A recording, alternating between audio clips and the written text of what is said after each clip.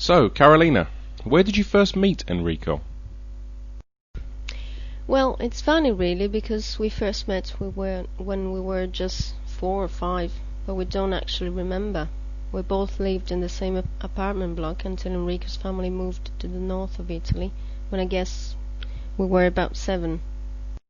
So, did you keep in touch? No, not at all. We didn't really know each other, so there was no reason to. He was just a quiet, funny-looking boy that nobody ever really spoke to. Okay, so how did you meet for the second time? Well, it was about 5 years ago. I went to University Milan to study European languages, and although I worked very hard during the day, at night I liked to go out and enjoy myself. Anyway, one night I was in a salsa bar with some friends when I noticed at the next table this really good-looking guy who was sitting alone and chatting on his mobile.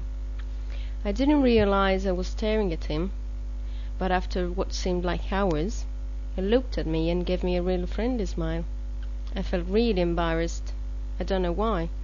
So I just looked away and I spoke to my friends. What happened then? Nothing. I felt a bit silly, so I tried to ignore him, but I just couldn't stop looking over at his table. Every time I did, he smiled. That gorgeous smile.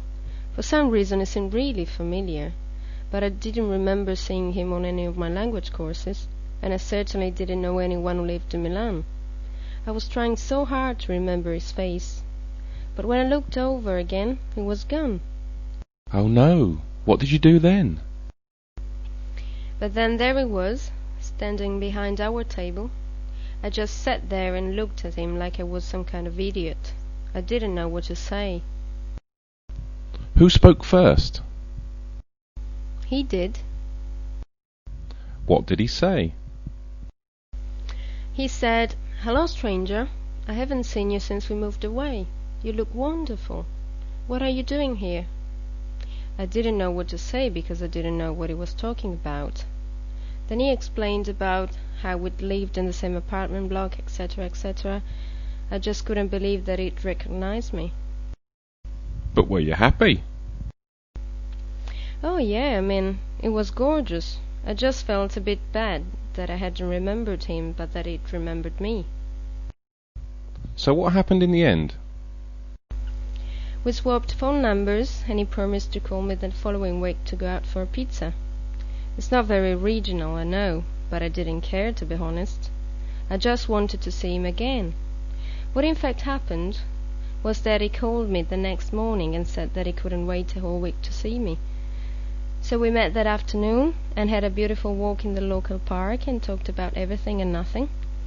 It was so romantic. That day we fell in love and have been happy ever since.